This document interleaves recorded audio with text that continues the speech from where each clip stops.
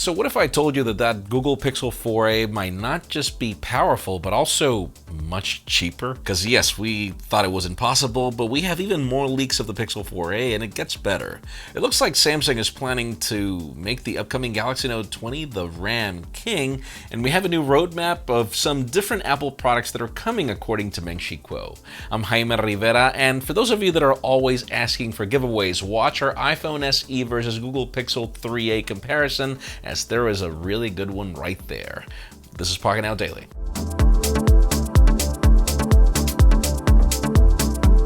The official news today begin with deals, and these are actually rather interesting depending on your interest when it comes to Macs. Right now, Apple's previous 13-inch MacBook Pro is currently $300 off on Amazon in several models. For example, the 2.4 GHz Intel Core i5, 8 gigs of RAM, and 256 GB of SSD is available for $1,500. And yes, it might not seem like a very good deal, but consider that this is the 4 Thunderbolt 3-port variant.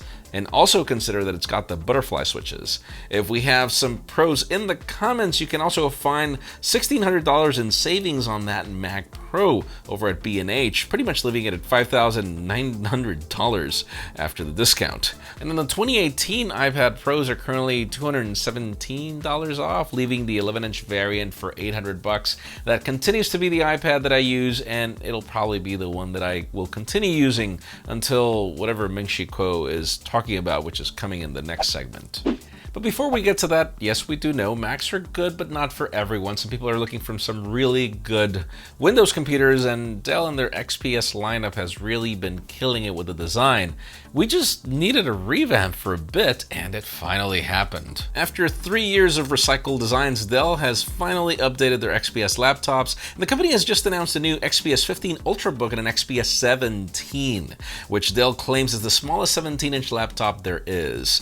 To make matters more special, the price tag. I mean, the XPS 15 starts at $1,300 for the base configuration, but your upgrade options can go up to a 10th generation Intel Core i7, 32 gigs of RAM, and a terabyte of storage, but that'll hold you back up to $2,449. Now, that XPS 17 starts at $1,499 for the base model, but configurations can go all the way up to an octa-core 10th generation Intel Core i7, 64 gigs of RAM, but obviously the price tag keeps getting even more crazy. You can learn more about everything in the links in the description, because I think the sweet spot is actually the entry-level models. Now, Epic Games has been notorious for giving away some really good titles every month, and this time they just sweetened the pot. GTA 5 Premium Edition is currently available for free, but there's a problem.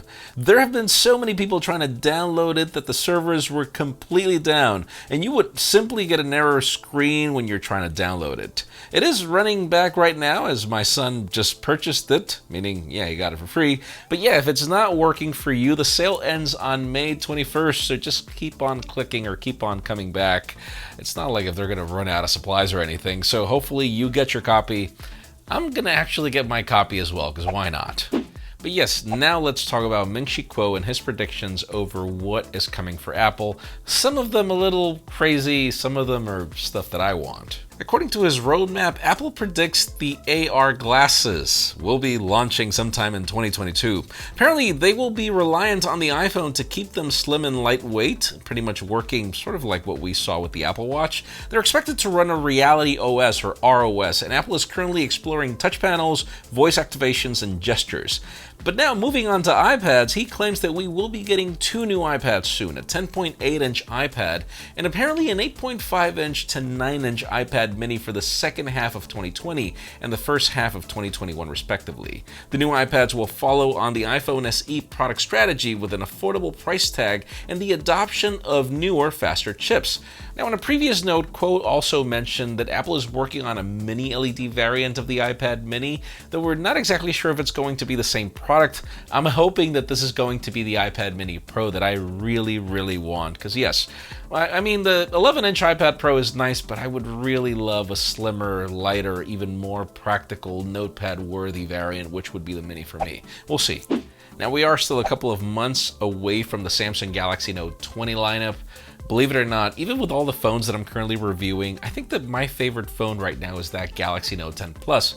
Maybe because I'm using the Star Wars edition, but regardless of that, we get more details as to what to expect. The same source from the previous leaks claimed that one of the ways that Samsung plans to differentiate the Note 20 from the S20 is with RAM. Apparently, this could bring 16 gigabytes of RAM as a standard for both the Note 20 and the Note 20 Plus. Currently, the only Galaxy S with 16 gigs of RAM is the Ultra 5G with 512 gigs of storage.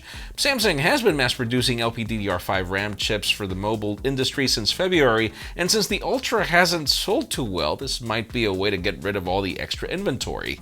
We are expecting both an LTE and a 5G variant, so we don't know yet if that will be available only on the 5G variant or not. The source also claims that we are getting a larger on-display ultrasonic fingerprint scanner from Qualcomm with up to 17 times larger surface area. Now, all that being said, I doubt that there's going to be an LTE only variant. If there wasn't one for the Galaxy S, why for the Note?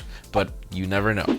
And finally, the hottest news today have to do with the gift that keeps on giving, these Google Pixel 4a leaks. For those of you interested on how the Google Pixel 3a fares against the iPhone SE, it's surprising how even that phone that's a year old competes really well against even Apple's best chips right now on probably one of the oldest designs. But obviously the 4a is going to be the big story. We have a comparison with the 3a, and let's talk more about this change with the 4a. Now we have the wallpapers of the 4a because there's nothing else to leak from the same source that we didn't already have before. And if you want, you can actually download these as the source uploaded them to a shareable folder, and we have them at the link in the description. All 16 of them. More importantly, all of the leaks hinted that the Pixel 4a would start at $399. Some new information now claims that that 4a might even undercut the iPhone SE by at least $50 or more, meaning that the 128GB variant of the Pixel 4a would cost $349, so there's even a possibility that that 64GB variant would cost $299. And this is major. $299 for the Pixel 4a would just completely obliterate the iPhone. And I think that this is exactly what Google needs to do. They need to put their inventory out there. The Pixel 4 didn't sell well. Let us know in the comments down below. What would you think? If you had the opportunity for a Pixel 4a for $299, what would you do? Would you buy it or not? Because in my case, I definitely would. It would be the perfect gift. And judging by the experience that Joshua Vergara had with the 3a versus the iPhone SE, it would actually even be a good phone to consider and use. Let us know what you think in the comments down below. We'll see what happens. Friends, again, if you want to get the news earlier, follow us on Pocketnow.com and subscribe to our channel for more videos like this one. Also, follow us on social medias. Our extended coverage happens on Instagram, and follow me on my personal handles to see me recommend giveaways on comparisons for videos that went live this morning. Please give this video a thumbs up if you like what you saw. I'm Jaime Rivera. Thanks so much for watching. We'll see you as we stay at home as well.